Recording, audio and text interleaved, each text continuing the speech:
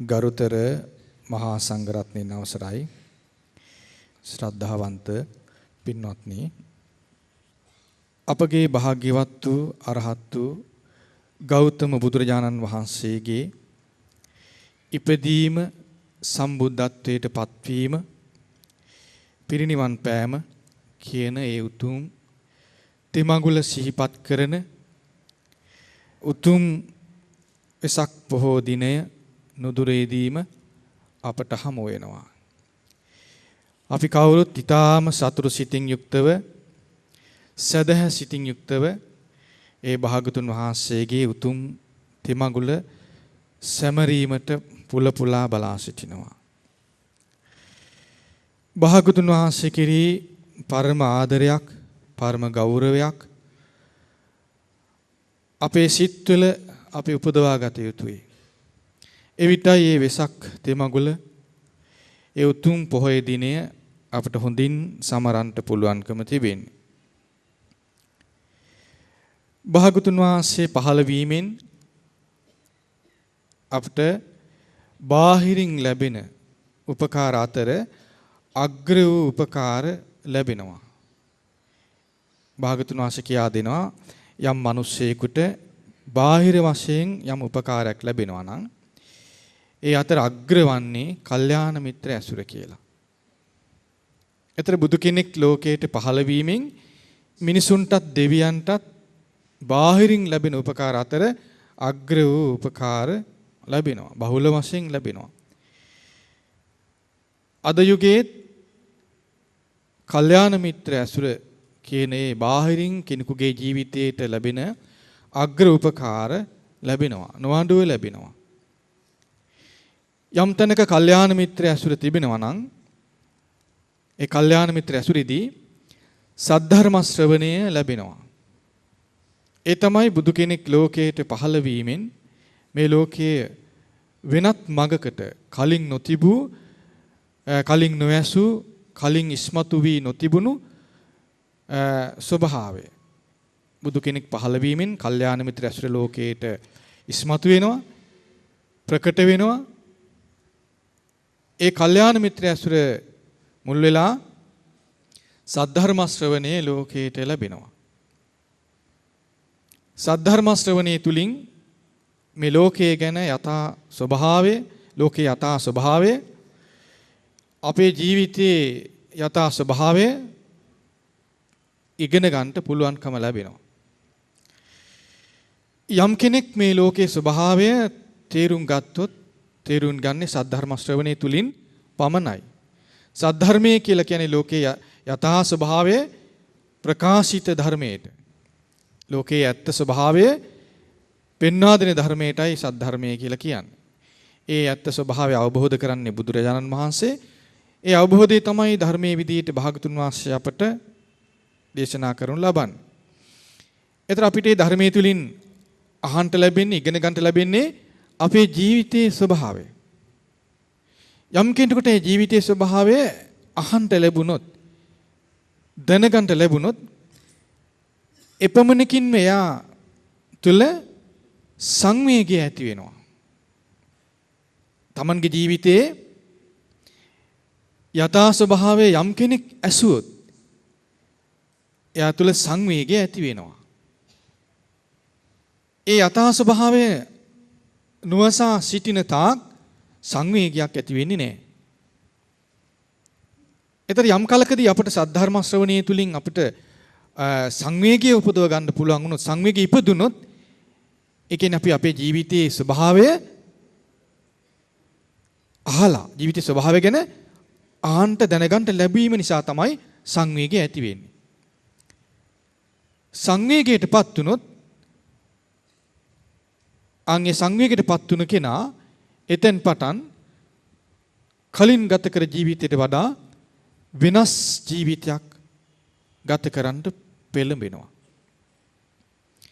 සංවේගයේ ඉපදීමත් සමග කලින් හිතු විදිහ වෙනස් කරනවා. කලින් හිතපු රටාව වෙනස් කරනවා. කලින් කල්පනා කරන විදිය වෙනස් කරන්නට යාට පුළුවන්.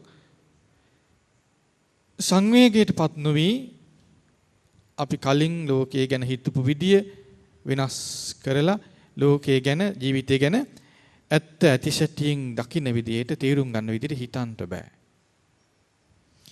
ජීවිතය ගැන ලෝකයේ ගැන ඇත්ත ඇතිසැටියෙන් දකින්න කල්පනා කරන්න පුරුදු වෙනවා නම් ඒකට කියනවා යෝනිසෝ මනසිකාරය කියලා.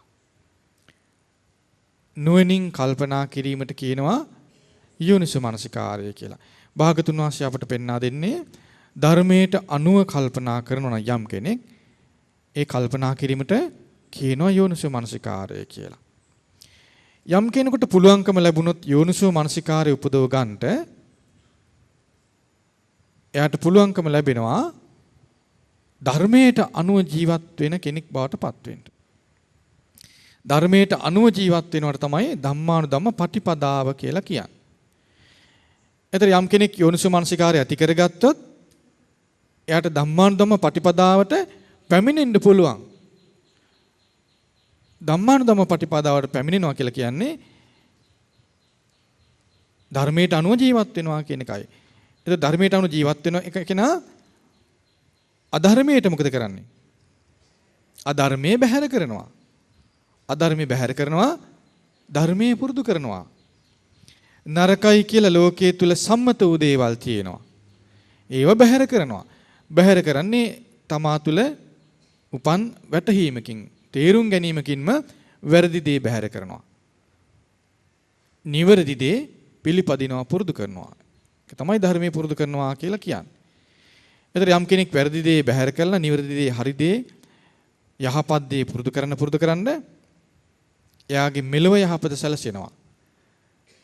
යම් කෙනෙක් මෙලොව යහපත සලසා ගත්තොත් පරලොව යහපත සැලසෙනවා.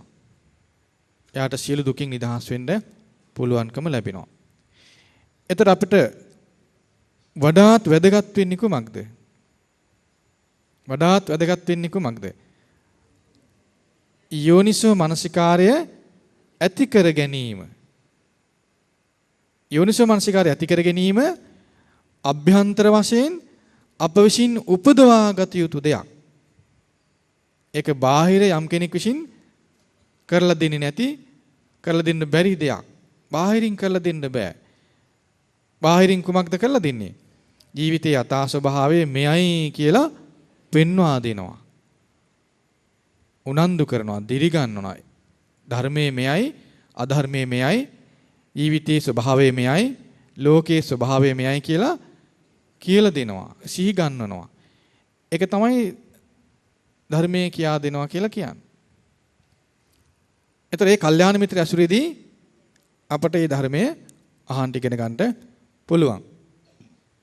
නමුත් අපි තේරුම් ගන්නට ඕන කල්යාණ මිත්‍ර ඇසුරේදී ධර්මයේ අහුවත් යෝනිසෝ මනසිකාරය උපදවගත යුත්තේ කවුද? අපි. යෝනිසෝ මනසිකාරය උපදව ගන්න බැරි වුණොත් මොකද වෙන්නේ? යෝනිසෝ මනසිකාරය උපදව ගන්න බැරි වුණොත් අර කල්යාණ මිත්‍ර ඇසුර අපිට පවත්වා ගන්න පුළුවන්ද? පවත්වා ගන්න බෑ. යෝනිසෝ මනසිකාරය උපදව ගන්න බැරි වුණොත් කල්යාණ මිත්‍ර ඇසුර අහිමි වෙනවා. එහෙනම් හොඳට තේරුම් ගන්න.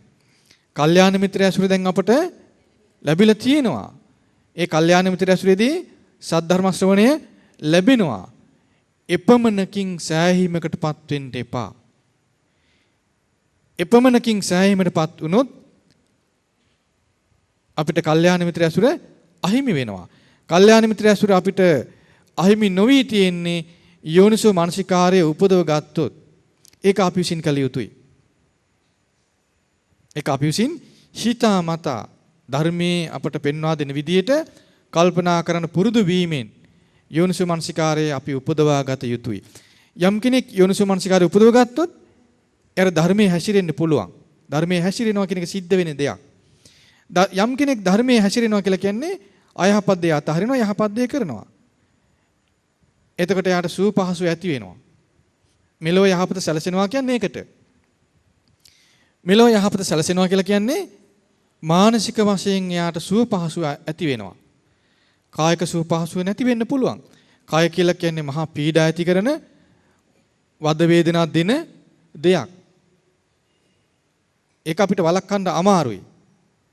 නමුත් කායික වශයෙන් කුමන පීඩාවක් තිබුණත් කායික වශයෙන් කොච්චර අපට කරදර තිබුණත් ඒ කරදර කායික පීඩා කායික දුක් අභිභවා මානසික වශයෙන් ප්‍රීති සොම්නස උපදව ගන්න පුළුවන්.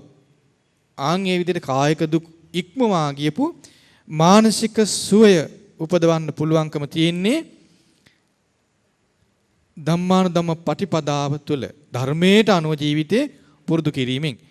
ඒ විදිහට ධර්මයට අනුව ජීවිතේ පුරුදු කරන්න අපට පුළුවන්කම ලැබෙන්නේ යෝනිසෝ මනසිකාරය උපදවා ගැනීමෙන්. යෝනිසෝ මනසිකාරය උපදව ගන්නේ ධර්මයට අනුව කල්පනා කිරීමෙන්. ඒක කවුද කරන්නේ? තමාම කළ යුතුයි. ඒතර කල්යාණ මිත්‍රය ඇසුර ලැබෙන ධර්ම ශ්‍රවණයේ මුණ ගැහුණ හැම කෙනෙක්ම මේ යෝනිසෝ මනසිකාරය උපදව ගන්නවද? නැහැ. බොහෝ අයට යෝනිසෝ මනසිකාරය උපදව ගන්න බැරුවම කල්යාණ මිත්‍ර ඇසුර අහිමි කර ගන්නවා. ඒක භාගතුන් වහන්සේ වැඩ සිටි කාලෙදිත් සිදු වුණා. බලන දේවදත්තට කල්යාණ මිත්‍ර ඇසුර ලැබුණද නැද්ද? ලැබුණා. දේවදත්තට නිවන අවබෝධ කිරීමේ වාසනාව තිබ්බද නැද්ද? තිබුණා. නමුත් එයාට මොකද්ද උපදව ගන්න බැරි වුණේ? දැන් දේවදත්තට කල්යාණ මිත්‍ර ඇසුර තිබුණා. සද්ධර්ම ශ්‍රවණය ලැබුණා. නමුත් එයාට අහිමි වුණේ කුමක්ද? යෝනිසෝ මනසිකාරය උපදව ගන්නට යාට බැරි වුණා. යෝනිසෝ මනසිකාරය උපදව ගත්තේ නැහැ. බැරි වුණා නෙවෙයි උපදව ගත්තේ නැහැ. එසේ යෝනිසෝ මනසිකාරය උපදවා නොගත් නිසා එයාට සද්ධර්ම ශ්‍රවණය ලැබුණාද? ලැබුණේ නැහැ. සද්ධර්ම ශ්‍රවණය එයාට ලැබුණේ නැත්තේ ඇයි? ඇහුම්කන් දෙන්න යා කැමති උනේ නැහැ. නැත්තම් භාගතුන් වහන්සේ ධර්මයේ කියලා දුන්නද නැද්ද? කියලා දුන්නා. දැන් අපි අහලා තියෙනව නේද? ඉඳ ඉඳ එක වෙහෙර විඳ විඳ දහම් මනහර කියලා. ඒ දේවදත්ත ගැනනේ කියලා දෙන්නේ. නේද? දේවදත්තට භාගතුන් වහන්සේම ධර්මයේ කියලා දුන්නා. නමුත් ඒ ධර්මයට යා ඇහුම්කන් දුන්නද? එයාට ඇහුම්කන් දීමේ ස්වභාවය තුලින් නැති වෙලා ගියා. ඇහුම්කන් දෙන්න කැමති උනේ නැහැ. අන්න එතකොට යාට කල්යාණ මිත්‍ර ඇසුර නැති වුණා. ඇහුම්කන් දෙන්න යාට බැරි වුණේ ඇයි? යෝනිසෝ මනසිකාරය උපදවා නොගත් නිසා. එහෙනම් හොඳට තේරුම් ගන්න. ඒ දේවදත්ත කියන්නේ ධර්ම අවබෝධ කරන වාසනාවක් තිබුණා නේද? තිබුණා. තිබුණ නිසානේ මිනිස් ලෝකේ ඉපදිලා භාගතුන් වහන්සේ මුණ ගැහිලා උතුම් පැවිදි ජීවිතයටපත් වෙලා සීල්වත් කෙනෙක් වෙලා සමාධිය පව උපදව ගත්තා. නේද? නමුත් එයාට උපදව ගන්න බැරි වුණේ කොහොමද? යෝනිසෝ මනසිකාරය උපදව ගන්න එයාට බැරි වුණා. අසමත් වුණා. අන්නේ අසමත් භාවය නිසා ඒ තමාගේ සමීපයට පැමිණි කල්යාණ මිත්‍ර ඇසුර අහිමි කරගත්තා. ඉතින් කලත් ඒ වගේ අවාසනාවන්ත තත්ත්වයට බොහෝ අය ගොදුරු වුණා. මේකලත් එහෙම වෙන්න පුළුවන්. මේකලත් කල්යාණ මිත්‍ර ඇසුර තියෙනවා. සද්ධර්ම ශ්‍රවණේ බහුල වශයෙන් ලැබෙනවා. එසේ තිබෙද්දී ඇහුම්කන් දීමේ හැකියාව ඇහුම්කන් දීමට තියෙන කැමැත්ත අහිමි වෙලා ගියොත් මොකද වෙන්නේ? කල්යාණ මිත්‍ර ඇසුර අහිමි වෙන්න වැඩි කලක් යන්නේ නැහැ. ඒ ඇහුම්කන් දෙන්න තියෙන කැමැත්ත නැති වෙන්නේ ඇයි? යෝනිසෝ මනසිකාරය උපදවා නොගැනීම. යෝනිසෝ මනසිකාරය උපදව ගත්තොත් එයාට ඇහුම්කන් දීමට ප්‍රිය බවක් ඇති වෙනවා. යෝනිසෝ මනසිකාරය උපදව ගත්තොත් ඇහුම්කන් දෙන්න ප්‍රිය බවක් ඇති වෙනවා. කන යොමාගෙන ධර්මය අහන්න කැමතියි. යම් කෙනෙක් කන යොමාගෙන ධර්මය අහනවා නම් ඒකට කියනවා හේතු සම්පත් ඇති බව කියලා. කන යොමාගෙන ධර්මය අහන්න තියෙන කැමැත්තට තමයි හේතු සම්පත් තියෙනවා කියලා කියන්නේ. යම් කෙනෙක් කන යොමාගෙන ධර්මය ඇහුවොත් ඒ අහන ධර්මයේ හිතට යනවා. ඒතකොට ධර්මයට අනුව කල්පනා කරන්න යාට පුළුවන්. ඒ ධර්මයට අනුව කල්පනා කිරීම තමයි යෝනිසෝ මනසිකාරය කියලා කියන්නේ. ඒ නිසා අපි යෝනිසෝ මනසිකාරය උපදව ගන්නට උනන්දු වෙන්න ඕනේ. යෝනිසෝ මනසිකාරය උපදවා නොගත්තොත් අපිට ලැබුණ කල්යාණ මිත්‍ර ඇසුර අහිමි වෙන්න පුළුවන්. ඒ නිසා මේ යෝනිසෝමනසිකාරය ඇති කර ගැනීම අපි කොයි කවුරුත් ඒ භාගතුන් වහන්සේ පෙන්වා දුන් විදිහට ආරම්භ කළ යුතුයි. ඒ සඳහා උපකාර වෙන කුඩා දේශනාවක් අද අපි සිහි කර දෙන්න කල්පනා කළා. මේ දේශනා සියල්ල මේ අය කියවලා තියෙනවා. මේ දේශනා සියල්ල බහුල වශයෙන් මේ අය කියවලා අහලා තියෙනවා. නමුත් යලිත් ඒ දේශනා අහන්න මේ අය කැමති වෙන්න ඕන. එතකොටයි අපිට පුළුවන්කම ලැබෙන්නේ උපදවා නොගත් යෝනිසෝ මනසිකාරය උපදව ගන්න පුළුවන් වෙන්නේ එතකොටයි. සංයුක්ත නිකාය එක සඝාත වර්ගයේ තිබෙනවා ඊට කුඩා දේශනාවක් අයෝනිසෝ සූත්‍රය කියලා. දේශනාව ඊටාම කුඩායි. නමුත් ඒ කුඩා දේශනාව තුළ ගැබ් වී තිබෙන සාරය මහා සාගරය වගේ මැනිය නොහැකි සාරයක් ඒ තුළ තිබෙනවා. මුළුමනින්ම නිවන් මඟ ප්‍රකට කරවා දෙනවා. මුළුමනින්ම සසර ගමන නවතා දෙන්න අපට මේ දේශනාවේ සාරය උපකාර වෙනවා. මෙතෙක් ආරම්භක කෙරවලක් නොදුටු නොදක පැමිණි සසර ගමන නතර කරන්නට මේ දේශනාවේ තිබෙන සාරය අපට මවක්සේ උපකාර වෙනවා. කිසිවක් නොදත් ඊටාම අහිංසක බිලිඳෙකුට මෙලොව එළිය දකින්න උපකාර වෙන්නේ මමක්නේ. මේ ලෝකයේ කිසිවක් නොදැන මෙලොව එළියේ දුටු බිලිඳෙකුට ලෝකේ රැකවරණේ සලසා දෙන්නේ මමක්නේ. ආන් ඒ වගේ අපට දැවැන්ත උපකාරයක් මේ කුඩා දේශනාවෙන් සලසා දෙනවා. ඒ නිසා මේ දේශනාව කිසි කලක අමතක නොවන විදිහට සිත්හි සනිටුහන් කරගන්න අපි කල්පනා කළ යුතුයි. මේ දේශනාව අපට බොහෝ උපකාර වෙයි නිවන් මඟට පැමිණීම පිණිස උවමනා යෝනිසෝ මනසිකාරය උපදවන්න. යෝනිසෝ මනසිකාරයේ ඇති අය කල්යාණ මිත්‍ර ඇසුර ස්ථාවර දෙයක් බවට පත් කර ගන්නවා. කල්යාණ මිත්‍ර ඇසුර තියෙන කෙනාට සද්ධර්ම ශ්‍රවණේ තියෙනවා. කල්යාණ මිත්‍ර ඇසුර අහිමි කරගත්ත කෙනාට සද්ධර්ම ශ්‍රවණේ අහිමි වෙනවා.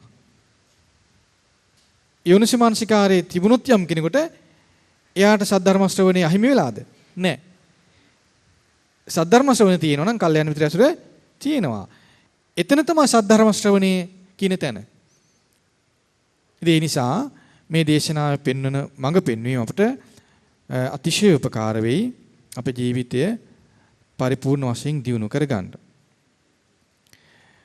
එක්තරා භික්ෂුන් වහන්සේ නමක් කොසල් ජනපදයේ වනාන්තර ප්‍රදේශයක වාසය කළා. ඒ භික්ෂුන් වහන්සේ දවල් කාලයේ ගත කරනකොට නොයෙකුත් විදිහේ පාපී අකුසල විතරක හිත හිතයින්ට පටන් ගත්තා. මොනවාද මේ පාපී අකුසල විතරක? කාම විතරක, ව්‍යාපාද විතරක, විහිංසා විතරක, මේ වගේ ලාමක අකුසල සිතුවිලි හිතන්න පටන් ගත්තා. දහවල කාලේ ගත කරද්දී. එතකොට ඒ ප්‍රදේශයේ, ඒ වනාන්තර ප්‍රදේශයේ හිටියා එක දෙවි කෙනෙක්. මේ දෙවියන්ට මේ කරුණ දැනගන්න දැකගන්න පුළුවන්කම ලැබුණා. මොකක්ද ඒ කාරණාව? ඒ වනාන්තරයේ හිටපු භික්ෂුන් වහන්සේ දහවල කාලයේ ගත කරනකොට නොයෙකුත් අකුසල සිතුවිලි හිත හිතා ඉන්නවා ඒ දෙවියන් දැක්කා. එතකොට ඒ දෙවියන්ට මොකද හිතුනේ? මොකද හිතුනේ? ඒ භික්ෂුන් වහන්සේ ගැන අනුකම්පාවක් ඇති වුණා. සිත සලසන්ට ඇත්තන් කියලා හිතුණා. ඒ දෙවියන් කල්පනා කළා මේ භික්ෂුන් වහන්සේ තුල සංවේගය ඇති කරන්න ඇත්තන්, සංවේගය උපදවන්න ඇත්තන් කියලා කල්පනා කළා. ඇයි ඒ දෙවියන්ට භික්ෂුන් වහන්සේ ගැන අනුකම්පාවක් ඇති වුණේ? දැන් බලන්න මේ භික්ෂුන් වහන්සේ ගැන අනුකම්පාව ඇති වෙන විදිය ඇයි කියලා තේරෙයි අපට. ඒ දෙවියන්ට අනුකම්පාවක් ඇති වෙලා ඒ භික්ෂුන් වහන්සේට උපකාර කරන්නට නැත්තම් කියලා හිතලා ඒ භික්ෂුන් වහන්සේ තුල සංවේගය ඇති කරන්න ඕන කියලා හිතුණා. බලන්න උපකාර කරන විදිය. උපකාර කරන්න කොහොමද කල්පනා කරේ? ඒ භික්ෂුන් වහන්සේට සංවේගය ඇති කරන්න නැත්තම් කියලා හිතුණා. ඊට පස්සේ දෙවියන් ඒ භික්ෂුන් වහන්සේ ළඟට ගියා. ගිහිල්ලා ඒ භික්ෂුන් වහන්සේට කියනවා වැරදි ක්‍රමයට හිතන්ට ගිහින් ඔය පාපී සිතුවිලි වලින් ඔබව කාලා දානවා. වැරදි ක්‍රමයට සිතන්ට ගිහිල්ලා ඔය පාපී සිතුවිලි වලින් ඔබව කාලා දානවා. බලන්න සිදුවෙන දේ. දැන් මේකේ භික්ෂුන් වහන්සේට තේරුණාද? ඒ භික්ෂුන් වහන්සේට තේරුන්නේ නැහැ. කාටද තේරුනේ? ඒ දෙවියන්ට තේරුණා. ඒ දෙවියන්ට තේරුණා මේ භික්ෂුන් වහන්සේ වැරදි විදිහට කල්පනා කරනවා. ඒ සිතුවිලි වලින් මේ භික්ෂුන් වහන්සේට මහා විනාශයක් සිද්ධ වෙනවා. ඒකයි පාපී සිතුවිලි වලින් ඔබව කාලා දානවා කියලා කියන්නේ. දැන් බලන්න ඒ භික්ෂුන් වහන්සේට මේක තේරුනේ නැහැ. ඒ භික්ෂුන් වහන්සේ දිහා දැකපු මිනිසුන්ට තේරුණාද? මිනිසුන්ට තේරුණෙත් නැහැ. දැන් මේ භික්ෂුන් වහන්සේ ගමට පිණ්ඩපාතේ වඩින්න ඇති. සාන්ත ඉරියව්වෙන් පිණ්ඩපාතේට වැඩලා මිනිසුන්ගේ පිණ්ඩපාත පිළිගන්න ඇති. මිනිස්සු සාදුකාර දීලා වන්දනා කරන්න ඇති. මිනිස්සු සතුට වෙන්න ඇති. අනේ අපට පිනක් කියලා. නමුත් බලන්න මේ පාපී අකුසල සිතුවිලි බැහැර කරන්න නොහැකි වීම නිසා, එකෙන් ධර්මයට පැමිණෙන්න නොහැකි වීම නිසා කාටවත් එකෙන් යහපතක් තියනවද? හිතන යහපත කාටවත් සැලසෙන්නේ නැහැ. එහෙනම් බලන්න යෝනිසෝ මනසිකාරයෙන් බැහැර වුණාම අපි කාටවත් ඒන් යහපතක් සැලසෙන්නේ නැහැ. ඉතින් ඒක දැකපු දෙවියන්ට සංවේගයක් ඇති වුණා, මේ කනගාටුවක් ඇති වුණා, දුකක් ඇති වුණා. අහෝ මේ භික්ෂුන් වහන්සේට විපතක් වෙයි. මට උදව් කරන්න නැත්තම් සංවේගයේ උපදවලා දෙන්න නැත්තම් කියලා කල්පනා කළා. ඊට පස්සේ තමයි ළඟට ගිහින් ප්‍රකාශ කළේ වැරදි ක්‍රමයට හිතන්ට ගිහින් ඒ පාපී සිතුවිලි වලින් ඔබව කාලා දානවා. දැන් අපිට මෙහෙම වෙලා නැද්ද? දැන් හොඳට කල්පනා කරන්න. දැන් මේ ධර්මයේ කුමකටද අපි ඉගෙන ගන්නේ? ධර්මයේ ඉගෙන ගන්නේ කුමකටද? ධර්මයෙන් අපි කුමක්ද කළ යුත්තේ? අපේ ජීවිතයේ දෙස බලන්ට තමයි ධර්මය. දැන් මුලදීම මේක තේරුම් ගන්න නැත්නම් මේක එකපාරට කොහෙන්ද බලන්නේ? කොහෙද බලන්නේ? ඈ? එකපාරට අපි බලන්නේ කොහෙද මේකෙන්? බාහිර බලන්න පුළුවන්. ඒ සැනින් වර්ධිනවා. දෙකපාරට බාහිර දිහා බලන්න අපිට හිතුණා නේද? ඈ? බාහිර බලන්න හිතුණා නේද? දෙවිදියකින් හිතුණා. දෙවිදියකින් බාහිරට නැමුණා හිත. එකක් තමයි අනේ අපි ගැනත් දෙවියන්ට හිතලා ඇවිල්ලා උදව් කරයි. අපි මේ තරම් පින් කරනවා. දෙවිවරු අපි දිහත් බලයි. අදාද එයි. අපටත් මෙහෙම උදව් කරයි. කරත්වා කියලා හිතෙන්න පුළුවන්. හිතෙනවනේ? ඊළඟට ඔව් අනිත් අය ගැන හිතන්න පුළුවන්. මේ අය ඔහොම හිටියට බාහිරින් පෙනුනට පාපී අකුසල සිතුවිලි වලින් ඒගොල්ල හිත ඉන්නවා ඇති. අන්නේ දයන්සේ අපට එන්න පුළුවන්. ඒ දයන්සයෙන් අපේ හිත ඒ දයන්සයට අපේ හිත නැමෙන්න පුළුවන්. නේද? ඇයි මේ දෙපැත්තට අපේ හිත නැමෙන්න පුළුවන්නේ? හරි පාර උනේ නැත්තම් අපි ඔන්න ගමනක් යනවා කියලා හිතන්න. අපි ගමනක් යනවා. අපිට හරි පාර හම්බෙන්නේ නැහැ. දැන් හම්බෙන්නේ මොන පාරද නං? වැරදි පාර. නේද? හරි පාර මුණ නැගුණොත් මුණ ගැහින්නේ මොකද්ද? වැරදි පාර. එහෙනම් යම් ධර්මයක් ඉගෙන ගනිද්දී ඒ ධර්මයේ සාරය අපට මුණ නොගැහුනොත් අපි කුමක්ද අල්ලගන්නේ? අපි වැරදි දෙයක් අල්ල ගන්නවා. එහෙනම් යමක් ඉගෙන ගනිද්දී ඒ සාරය අපි ගත යුතුයි. සාරය ගන්න නොහැකි වුණොත් අපිට අසාරය ලැබෙන්නේ. සාරය මුණ ගැහුනොත් කුමක්ද වෙන්නේ? මේ ධර්මයේ තුල කුමක්ද මේ ධර්මයෙන් ප්‍රකට වෙන්නේ ප්‍රකට කරන්නේ? ලෝක ස්වභාවය, ජීවිතයේ ස්වභාවයයි මේ ධර්මයේ තුල කියා දෙන්නේ. ඒ කාගේ ජීවිතයේද? තමන්ගේ ජීවිතය. එහෙනම් හොඳට තේරුම් ගන්න මේ ධර්මය තමාගේ ජීවිතය ගැන විමසා බලන්ට කියන ධර්මයක්. ඒකයි මේ ධර්මයේ තුල තිබෙන්නේ ඒහිපස්සික කියන ගුණය. ඒහිපස්සික කියලා ගුණයක් තියෙනනේ ධර්මයේ. නිතරම තේරුම් ගන්න මේ ධර්මයේ ගුණ. මේ ධර්මයේ තියෙන්නේ ධර්මයට ඇවිල්ලා බලන්න. බලන්නේ කොහොමද? තමන් තුලින්. ධර්මයට පැමිණිලා බලන්න තියෙන්නේ තමන් තුලින්. එහෙනම් ධර්මයේ අහද්දී නිතරම තමා ගැන විමසලා බලන්න ඕනේ. මේ ධර්මයේ යම් දහම් පාඩයක් අසද්දී තමන්ගේ ජීවිතයේ දෙසටයි ඒ ධර්මයත් එක්ක විමසා බලන්න තියෙන්නේ. ඒක හොඳට තේරුම් ගන්න. එතකොට අපිට යෝනිසමනසිකාරයට පැමිණෙන්න පුළුවන්. දැන් බලන්න ඒ දෙවියන් කොහොමද මේ භික්ෂුන් වහන්සේට කියා දෙන්නේ? වැරදි ක්‍රමයට හිතන්ට ගිහින් පාපී සිතුවිලි වලින් ඔබව කාලා දානවා. වැරදි විදිහට හිතන එක අත්හරින්න නුවණින් සිහි කිරීම පටන් ගන්න. දැන් මේ දෙවියන්ට මොන වගේ අරමුණක්ද තිබුණේ? ඒ දෙවියන්ට මොකක්ද තිබුණ අරමුණ? ඒ දෙවියන්ට කනගාටුවක් ඇති වුණා ඒ භික්ෂුන් වහන්සේ ගැන නේද? ඊට පස්සේ මොකද්ද ඒ දෙවියන්ට මොකද්ද ඒ දෙවියන්ගේ අදහස ඒ භික්ෂුන් වහන්සේට කතා කරන්නේ? මොන අදහසින්ද කතා කරන්නේ? සංවේගය ඇති කරන්නටයි ඒ දෙවියන් උත්සාහ කරන්නේ. සංවේගය ඇති කිරීම පිණිස කුමක්ද කිව්වේ?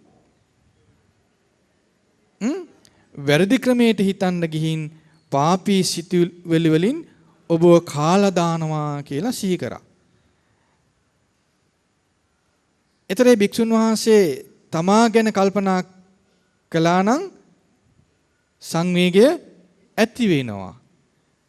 නේද? ඒ තමාගේ ජීවිතය ගැන ඒ කියලා දෙන්නේ. එහෙනම් අපි මේ ධර්මයේ අහලා අපේ ජීවිතයට නැඹුරු වුණොත් අපටත් සංවේගය උපදව ගන්නට පුළුවන්. එහෙනම් හොඳට කල්පනා කරන්න තමන්ගේ ජීවිතය දිහා බලන්න. තමන්ගේ ජීවිතය දෙස බලන්න. අපිට පුරුදු වෙලා තියෙන්නේ තමන්ගේ ජීවිතය දෙස බලන්න නෙවෙයි. තමන්ගේ ජීවිතය දෙස යමෙක් බැලුවොත් එයාට සංවේගය ඉපදෙනවා. අපි නිතරම බලන්නේ ලස්සන මූණවල් කොහෙද තියෙන්නේ? ලස්සන හඬ කොහෙද තියෙන්නේ? මිහිරි හඬවල් කොහෙන්ද එන්නේ? මේ වගේ බාහිරට යොමු වෙච්ච හිතක් අපට තියෙනවා. අපි අපේ ජීවිතයේ දෙසට නැමෙන්නේ නැහැ. බාහිරින් ප්‍රිය දේ හොයන්ට යනකොට අපිට බාහිරින් අප්‍රිය දේත් මුණ ගැහෙනවා. ඒතර ප්‍රිය දේවල් හොයද්දී ප්‍රිය දේට හිත යනවා. ප්‍රිය දේවල් නැති වෙනකොට ගැටෙනවා. මේ ස්වභාවය තුලම තමයි හිත පවතින්නේ. ඉතින් ඒ ස්වභාවය ගැනම අපි අපේ ජීවිතේ නැඹුරලා බැලුවොත් අපට පෙනේ මේ සිතේ නොයෙකුත් පාපී සිතුවිලි වලින් මේ සිත වැහිලා තියෙනවා පෙනේ. හොඳට බලන්න ගත වුණ ජීවිතයේ දිහා. උදෑසන වේවා, දහවල කාලය ගැන වේවා, රාත්‍රිය වේවා, කෑම කද්දි වේවා, ධර්මය අහද්දි වේවා, යාළු මිත්‍රයන් එක්ක කතා කරද්දි වේවා, සිදුවුණු දේ බලන්න. එතකොට තමන්ගේ ජීවිතයේ දෙස බලන කෙනෙක් බවට පත් වෙනවා. නේද? මේ සිත ගැන බලන විදියක්. තමන්ගේ සිත ගැනම බලන්න. දැන් අපිට මේ මොහොත ගැන බලන්න බැරි වෙයි. දැන් මේ මොහොත ගැන බලන්න අපිට බැරි වෙයි. ඒක අපි පුරුදු කරගන්න ඕන. මේ මොහොතේම සිදුවෙන දේ බලන්න තමයි පුරුදු වෙන්න ඕන. නමුත් අපිට ඒක පුරුදු නැති නිසා හොඳ විදියක් තමයි ආසන්න අපිට පසුගිය ආසන්න ස්වභාවය බලන එක. ගොඩාක් අතීතේ බලන්න එපා. එතකොටම අපිට මුකුත් කරගන්න බැරි වෙයි. ගොඩාක් අතීතේ බලපුවම අපිට අතීතේ ගැන හිතා කනගාටු ඇති වෙයි. මතකත් නැහැ. එහෙම නෙමෙයි. මේ ආසන්න විදිහට ආසන්න වශයෙන් පහුගිය කාලේ බලන්න මොකද උනේ කියලා පෙනේ. හිත කොහොමද පැවතුනේ කියලා තේරෙයි. ආන් ඒ විදිහට තේරුම් අරගෙන ඒ මොහොතේදී හිත ගැන අපි කල්පනා කළොත් හිත ගැන අපි සෝදිසින් හිටියොත් සංවේගය ඇති කරගන්න පුළුවන්කම තියෙයි. බලන්න පහුගිය දවස්වල වුණත් හිත කොහොමද තිබුණේ කියලා. සමහර විට නොයෙකුත් විදිහේ පාපී සිතුවිලි වලින් හිත වැහිලා තිබුණ අවස්ථා බහුල වශයෙන් තියෙන්න ඇති. නේද? ඉතින් බලන්න ආන් මේ විදිහට හිත පාපී අකුසල විතරක වලින් වැහිලා තියෙද්දී සිතට සැපයක් ඇති වුණාද කියලා බලන්න.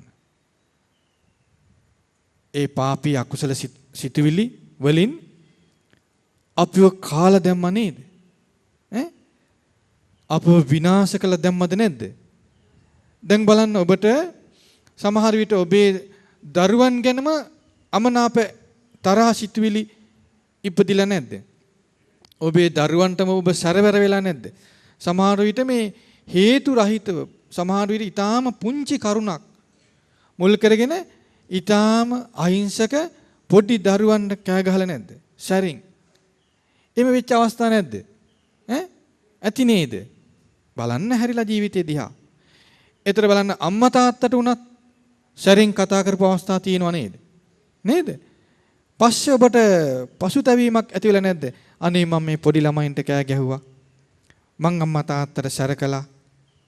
මං පොඩි අයට ගැහුවා බැන්නා. කියලා ඔබට පස්සේ පසුතැවිලා නැද්ද? එතකොට ඒක කවුද ඒ කළේ? ඒ පසුතැවීම කවුද ඉපෙද්දුවේ? අර පාපී සිතුවිලි වලින් ඔබ කාලා දානවා කියන්නේ යන්නේ ඒකයි. සමහර අය ඒ තමන් අතින් සිදුවෙච්ච යම් වැරදි අඩුපාඩු සීකර කර ගොඩාක් කල් පසුතැවෙනවා. දුකටපත් වෙන අනේ මං අතින් මෙහෙම සිද්ධ වුණා නේද කියලා. සමහර අය ඉන්නවා මේ පාපී සිතුවිලි වලින් හිත බේර ගන්න බෑ. සමහරු තමන්ගේ අම්මා ගැන දොස් විදියට හිතනවා. අම්මා ගැන වැරදි විදියට කල්පනා කරන ළමයි ඉන්නවා. ද්වේෂ සහගත විදියට අම්මා ගැන හිතන ළමයි ඉන්නවා. ද්වේෂ සහගත විදියට තාත්තා ගැන හිතන ළමයි ඉන්නවා. අම්මා මට සැලකුවේ නෑ. අම්මා මට මෙහෙම කිව්වා. තාත්තා මට මෙහෙම කිව්වා. මේ විදියට අම්මගේ ඇද හොය තාත්තගේ අඩුපාඩු හිතා බෝකල් පාපී සිතුවිලි වලින් සිත යට කරගෙන වාසය කරන ළමයි ඉන්නවා. ඒ ළමයින්ට එකෙන් ගැලවීමක් නැහැ. ඒ ළමයින්ට තේරෙනවා මං වැරදි දෙයක් කරනවා කියලා තේරෙද්දිත් ඒකෙන් බේරෙන්න බැරි ළමයි ඉන්නවා. සමහර අය ඉන්නවා බිරිඳ ගැන, ස්වාමියා ගැන වැරදි විදියට කල්පනා කර තරහ සිතුවිලි උපදව ගනිමින් සමහරු ක්‍රෝධයෙන් වාසය කරනවා. සමහරු දන්නවා මම වරදක් කරනවා. සමහරු කියනවා මේ අය මට උදව් කළා තියෙනවා මං ආදරේ. නමුත් එයාට එකෙන් බේරෙන්න බෑ. නරක හිතවිල්ලෙන් බේරෙන්න බෑ. දැක්කද මේ සිතේ ස්වභාවය? ඒකයි මේ පාපී සිතුවිලි වලින් ඔබව කාලා දානවා කියලා කියන්නේ ඒකයි. දැන් බලන්න ජීවිතයේ දෙස හැරිලා. බාහිර කිසි කෙනෙක් දිහා හිත යොමන්න එපා. බාහිර කෙනෙක් ගැන මනින්න එපා. ඒක අපිට කරන්න බෑ. දැන් බලන්න අපිට ඒක කරන්න පුළුවන් නම් එදා අඟුලිමාල දහසක් මිනිසුන් මැරුවා. දහස් ගණන් මැරුවා. කුරිරු විදිහට මැරුවා. කිසිම අනුකම්පාවක්, සෙනෙහසක්, අනුකම්පා මාත්‍රයක් යාර තිබුණේ නැහැ. කවුද යාගේ ගුණ කිව්වේ? කිසි කෙනෙක් යාගේ ගුණ කිව්වේ නැහැ. කවුද යා අරහත්ත්වයටපත් වෙයි කියලා හිතුවේ? කිසි කෙනෙක් හිතුවේ නෑ. පැතුවද? කිසි කෙනෙක් පැතුවේ නෑ. මොකද පතන්ටවත් පුළුවන් ස්වභාවයක් බාහිරින් ප්‍රකට වුණේ නෑ. දැන් සමහර අය ඔබට සෙත් වේවා කියලා පතනවා. ඔබ නිවන් දකිත්වා කියලා පතනවා. එහෙම පතන්නේ පතන්තරි ස්වභාවයක් බාහිරින් ප්‍රකට වෙනවා නන්නේ. ඒ කියන්නේ බාහිරින් ඊතරම් දෙයක්වත් ප්‍රකට වුණේ නෑ. ඒ නිසා බාහිරින් කෙනෙක් දිහා බලලා මනින්න එපා.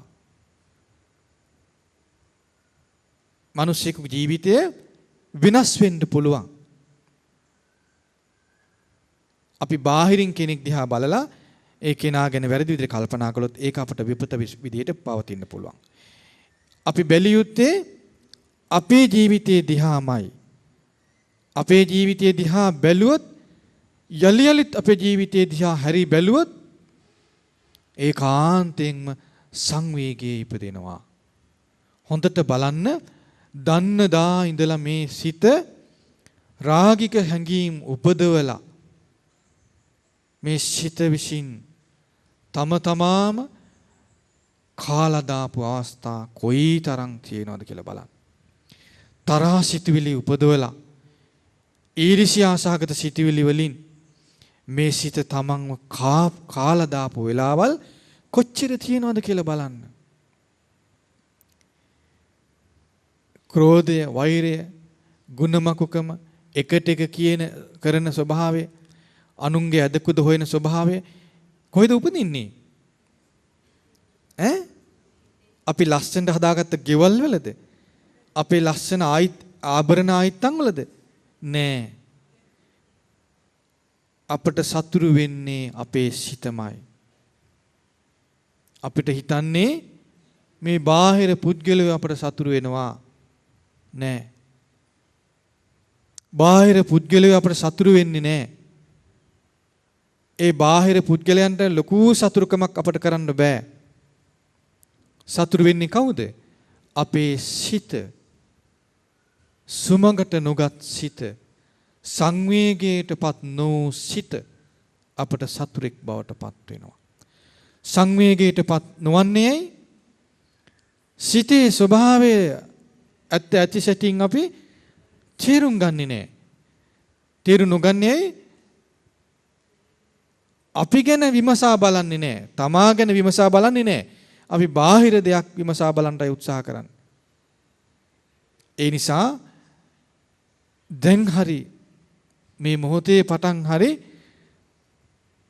තමා ගැන විමසා බලන අය බවට පත් වෙන්න. මේක තමයි භාගතුන් වහන්සේට ගෞරව දක්වන ස්වභාවය. විදිය.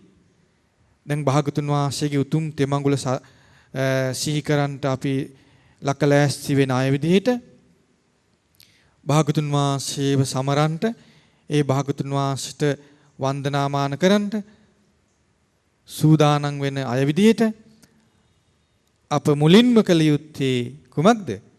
අපේ සිත දෙසට යොමු වීම. එතකොට අපි භාගතුන් වහන්සේට වන්දනා කරන්නට සුදුසු බවට පත් වෙනවා. අපි වන්දනාමාන කරන්න, ගරුසරු දක්වන්න අපිට සුදුසුකමක් තියෙන්න එපා. නේද? අපිට සුදුසුකමක් තියෙන්න එපා. ඒ වන්දනාව හරි විදිහට කරන්න අපි පුරුදු වෙන්න ඕනේ. නේද?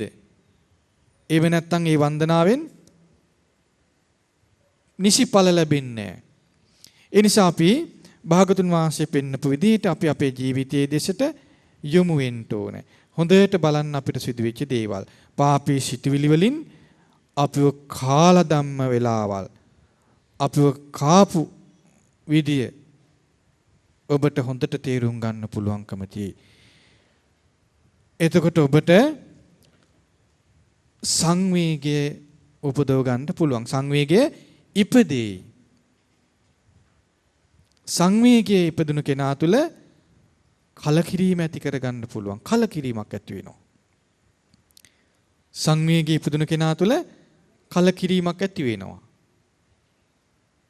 එතකොටයි මේ ධර්මය හොඳින් විමසන්න අපිට පුළුවන්.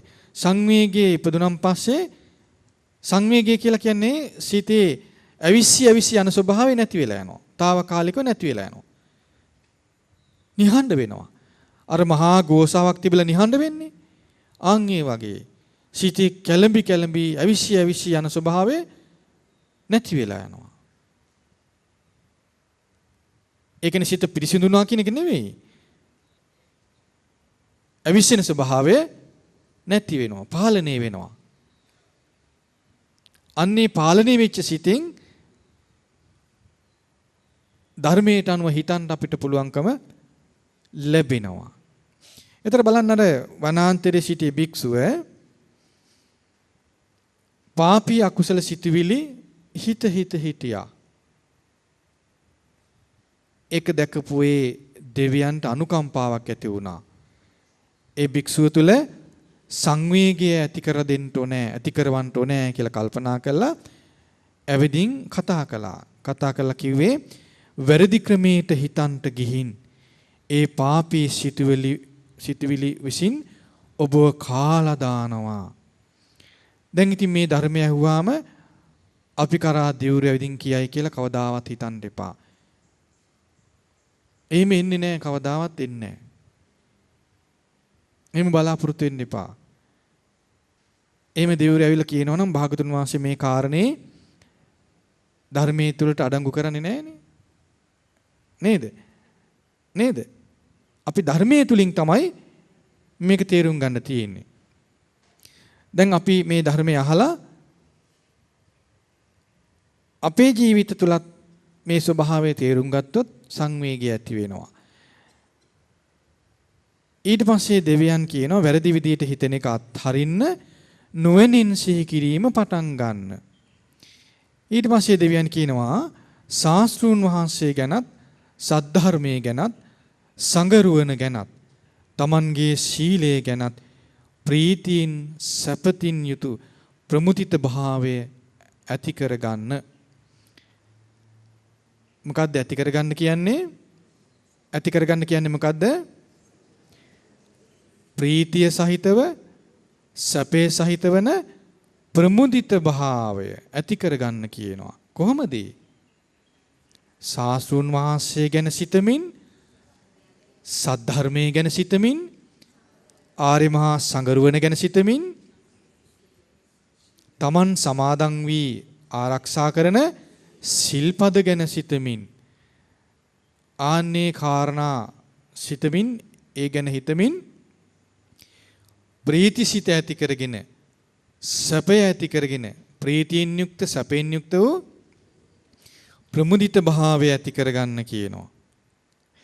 ඊළඟට දෙවියන් කියනවා එතකොට ප්‍රමුදිත භාවය හොඳට තිබුණොත් දුක් කෙලවර කරගන්න පුළුවනි. මොකද්ද පුළුවන්නේ? දුක් කෙලවර කරගන්න පුළුවන්. කොහොම වුණොත්ද? ප්‍රමුදිත භාවය හොඳට තිබුණොත්. ප්‍රමුදිත භාවය හොඳට තිබුණොත් දුක් කෙලවර කරගන්න පුළුවන්. ප්‍රමුදිත භාවය කොහොමද උපදින්නේ? ශාස්ත්‍රූන් වහන්සේ ගැනත් සද්ධර්මයේ ගැනත් ආර්ය මහා සංඝරත්නය ගැනත් තමාගේ සීලය ගැනත් හොඳට සිහි කරන්න ඕනේ. එතකොට ප්‍රීතිමත් සිතක් ඇති වෙනවා. සතුට ඇති වෙනවා. සුව පහසු ඇති වෙනවා. අන්න එතකොටයි ප්‍රමුදිත භාවය ඇති වෙන්නේ. ඒ ප්‍රමුදිත භාවය හොඳට තිබුණොත් දුක් කෙලවර කරගන්න පුළුවන්කම තියෙනවා. ඉතින් අපිට මෙන්න මේ ධර්මයේ ගැන විශ්වාසයක් ඇති වෙන්න ඕන. අපිට මේ ධර්මයේ ගැන විශ්වාසයක් ඇති වෙන්න ඕන. බලන්න මේ ධර්මය කුඩා දේශනාවක් තුලයි ගැබ් වෙලා තිබෙන්නේ. ඊටාම කුඩා දේශනාවක් තුලයි ගැබ් වෙලා තියෙන්නේ. ඉතින් මේ කරුණු ටික ඇහුවාම ඒ භික්ෂුන් වහන්සේ සංවේගයටපත් වුණා. සංවේගයටපත් වුණා. ඒ කියන්නේ භික්ෂුන් වහන්සේ තමාගේ සිතේ ස්වභාවය දැක්කා. තමාගේ සිතේ ස්වභාවය දැක්කා. ඒක මේ වගේ අපි හිතමු ඔන්න ලස්සනට ඉන්න කැමති තරුණයෙක් හෝ තරුණියක් හොඳට වතුර නාලා හොඳට කෙස් පීරගෙන ලස්සන පිරිසිදු වස්ත්‍රයක් ඇඳගෙන සභාව මැදට එනවා. හැබැයි යා දන්නේ නැහැ, දැක්කේ නැහැ ඒ වස්ත්‍රයේ යම් කිලිටක් ගෑවිලා තියෙනවා. අසුචි හරි මඩ හරි මොන හරි කිලිටි ඒ වස්ත්‍රයේ ගෑවිලා තියෙනවා. එයා දැක්කේ නැහැ. නමුත් එයා ආසයි ලස්සනට ඉන්න. නැත්තම් ඒ කෙස්වල හරි යම් ජරාවක් ගෑවිලා තියෙනවා. නමුත් එයා දන්නේ නැහැ. එයා දැන් බොහොම උද්දාමෙන් සිනා වෙලා ජනයා මැදට එනවා. එයාට හිතවත් කෙනෙක් ඉන්නවා. දකින්නවා. එයා දකින්නවා මේ මිත්‍රයා සතුටු සිතින් උද්දාමෙන් ඉන්නවා. එයාට මොකද හිතෙන්නේ? අහෝ මෙයා මේ මීටියට මේ වස්ත්‍රවල හරි කෙස්වල හරි කිලිටි තියෙනවනේ, මෙයාට තේරෙන්නේ නැහැ නේ, මෙයා දැකලා නැහැ නේ කියලා. එතන මොකද හිතෙන්නේ යාට? අනුකම්පාවක් හිතෙනවා. ළඟට ගිහිල්ලා හිමීට කියනවා නේද? ඔබගේ කෙස්වල කිලිටි තියෙනවා. සෝද ගන්න කියනවා. නැත්නම් ඔබගේ වස්ත්‍රයේ කිලිටි තියෙනවා. සෝද ගන්න කියනවා. එතකොට මේ බහට ඇහුම්කන් දුන්නොත් මොකද වෙන්නේ යා? ඒ බහට ඇහුම්කන් දුන්නොත් මොකද වෙන්නේ? ඈ? කිලිටි අයින් කරගන්නවා.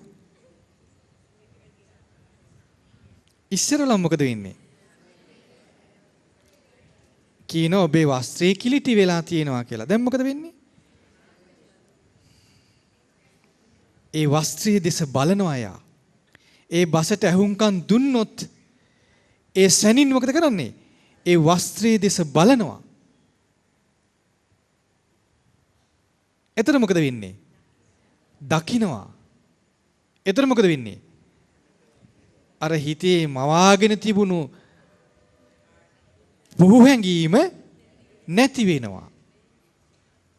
ඒක ධර්මතාවයක්. ඒක සිද්ධ වෙයිද නැද්ද? සිද්ධ වෙනවා. ඒ හැඟීම නැතිවීමෙන් මොකද හිතේ උපදින්නේ? සංවේගය උපදිනවා. දැන් මොකද කරන්නේ? දැන් ඉතික් අනුගමනය කරපු වැඩ පිළිවෙල දිගට කරනවද අතහරිනවද? අතහරිනවා. දැන් මොකද කරන්නේ? දැන් මොකද හිතෙන්නේ? අර වස්ත්‍රය පිරිසිදු කරගන්න කැමැති වෙනවා. දැන් මොකද කරන්නේ? පිරිසිදු කරගන්න බයම් කරනවා. දැන් මොකද වෙන්නේ? පිරිසිදු වෙනවා. අන්න ඒ වගේ තමයි. ඒ වගේමයි. දැන් ඔබට මේ ධර්මයේ ඇහුවාම මේ ධර්මයේ හිතට ගියා නම් මොකද සිදු වෙන්නේ? සිදුවිය යුත්තේ මොකද්ද? මේ ධර්මයේ හිතට ගිය කෙනාට තමාගේ සිත දෙසට නැඹුරු වීම සිද්ධ වෙන දෙයක්. ඒක කවුරුත් බලෙන් කරන දෙයක් නෙවෙයි. කරන්න බෑ. දැන් අපි කිලිටි ඇඳුමක් ඇඳගෙන අපිට තේරෙන්නේ ඇඳුම කිලිටි වෙලා අපි හොඳ ඇඳුමක් කියලා හිතාන සතුටෙන් ජනයා මැදට එනවා. අපිට හිතවත් කෙනෙක් ඒ ජනයා පීරගෙන ඇවිදින් කියනවා ඔබේ ඇඳුමේ මේ මණ්ඩ පැල්ලමක් තියෙනවා ඉක්මනින් හොද ගන්න කියනවා. ඒක අපට ආදරයට කියන එකක් නේ. නේද? ඒතර අපි කල්පනා කරොත් අනේ අපිට ආදරෙන්නේ මට ආදරෙන්නේ මේ කිව්වේ කියලා ඒ වචනේ පිළිගත්තා නම් හිතට යනවා නේද? හිතට ගියන් පස්සේ මොකද වෙන්නේ? සැනකින් බලනවා වස්ත්‍රය දිහා. ඒතර පෙනෙනවා. අර කලින් තිබුණු හිස් අදහස අර හිතේ තිබුණු බොරුවට ඉපදලා තිබ්බ පිනාගිය ස්වභාවය බැහැර වෙනවා. සංවේගී ඉපදෙනවා. ඒක පිරිසිදු කරගන්න හිතෙනවා. වෑයම් කරනවා, පිරිසිදු කරනවා. කිලිටි රහිත වස්ත්‍රයක් ඇති වෙනවා.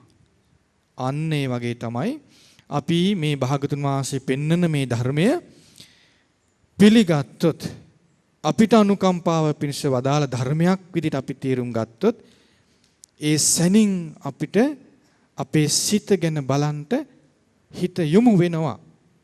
ඒක තමයි ධර්මයේ සිතට ගිය කෙනාගේ ස්වභාවය. දැන් බලන්න ඔබට මේ ධර්මයේ හිතට ගියාද කියලා. ඔබට මේ ධර්මයේ හිතට ගියා නම් මොකද වෙන්නේ?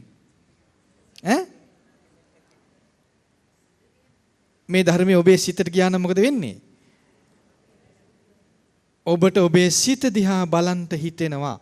සිත දිහා බැලෙනවා. ඔබේ සිත දිහා බැලෙනවා. එතකොට ඔබට පෙනෙනවා ඔබේ සිත.